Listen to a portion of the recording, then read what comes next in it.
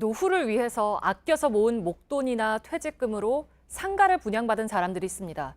그런데 사기 분양 당했다는 얘기들이 많습니다. 동대문의 한 대형 상가가 대표적인데요.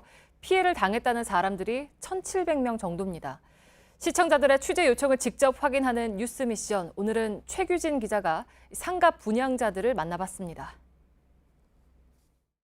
우리나라 패션 관광 명소로 알려진 동대문 시장입니다. 20여 년 전부터 곳곳에 대형 쇼핑몰들이 들어섰죠. 그런데 한 대형 쇼핑몰이 완공된 지 10년이 지난 지금까지 분양 사기 논란 때문에 소송 중이라는 제보를 받았습니다. 어떻게 된 일인지 뉴스 미션이 알아보겠습니다. 해가 저물고 새벽 도매시장이 문을 여는 시간입니다. 붐비는 다른 곳과 달리 이곳은 가게에 간판이 없거나 공사를 끝내지 못한 곳이 많습니다. 여성 의류를 판매하는 2층 도소매 매장입니다. 보시는 것처럼 곳곳에 흰 천막이 쳐져 있는데요. 안을 들여다보시면 텅 비어 있습니다. 마치 유령 상가처럼 상가 절반 이상이 공실로 남아 있습니다.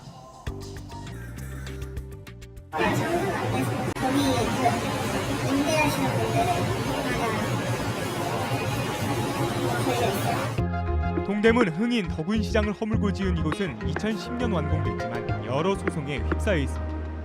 취재진은 가게를 분양받은 사람들을 만나봤습니다. 대부분 노후를 위해 퇴직금이나 재산을 투자한 서민들이었습니다. 4천만 원만 있으면 상가 하나 가지니까 동대문이나 남대문 시장은 입점 상위는 항상 줄 서 있으니까 노후는 충분하다고.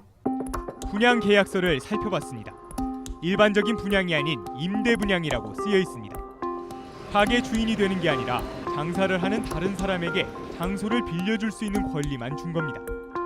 장사할 사람을 구하지 못하면 분양받은 사람이 임대료를 물어줘야 하는 구조였습니다. 하지만 이런 사실을 제대로 듣지 못했다고 주장합니다.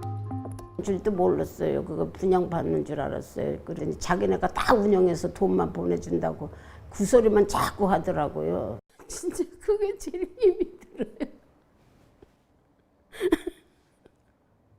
너무 힘들어요.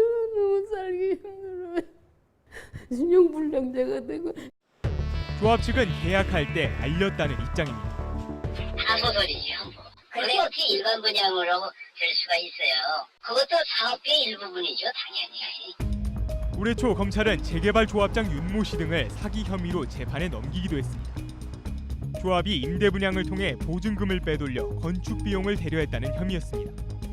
비슷한 피해는 곳곳에서 끊이질 않고 있습니다. 서울 종로와 신촌에서도 분양 대금을 횡령하거나 과장 광고를 했다며 소송이 이어졌습니다. 전문가들은 상가 분양에서도 계약서 관리를 엄격히 하고 피해를 구제하는 제도를 강화해야 한다고 말합니다. 표준계약서를 좀 명확하게 써서 분양계약서인지 아니면 임대차 계약서인지를 조차도 이제 혼란을 주도록 그 자의적으로 계약서를 작성하는 것을 좀 엄격하게 좀. 적은 돈만 투자하면 큰 수익이 보장된다는 말에 분양 사기 논란은 끊이질 않고 있습니다. 계약 전부터 꼼꼼히 따져보는 것도 중요하지만 계속되는 피해를 막을 수 있는 보호 장치도 필요합니다. 뉴스 미션 최규진입니다.